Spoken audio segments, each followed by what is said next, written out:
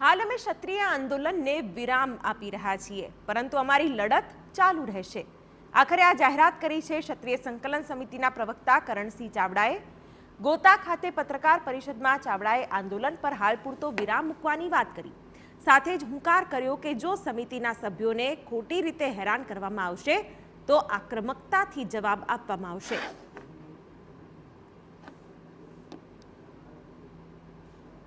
આ આંદોલન છે એને વિરામ આપીએ છીએ. અત્યારે મને ઘણા બધા મિત્રોએ પૂછ્યું કે આંદોલન પૂરું થઈ ગયું. ના, જેમ કોઈ કથા હોય, ભાગવત કથા હોય અને પછી કથાકાર એમ કે 7 દિવસ પછી કે આજે કથાને વિરામ આપીએ છીએ, એમ આ આંદોલનને અમે અત્યારે વિરામ આપીએ છીએ.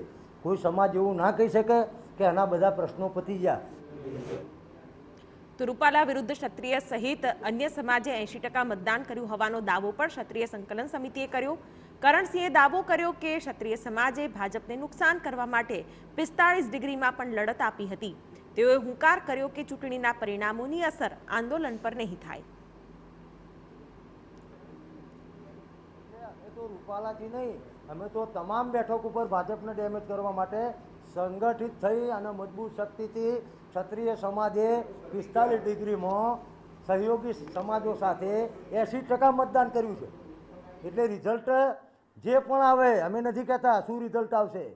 રૂપાલા હારે, રૂપાલા જીતે એ 2 નંબરની વસ્તુ છે. હા, અમે રૂપાલા હારે એના માટેના તમામ પ્રયત્નો કરેલા છે.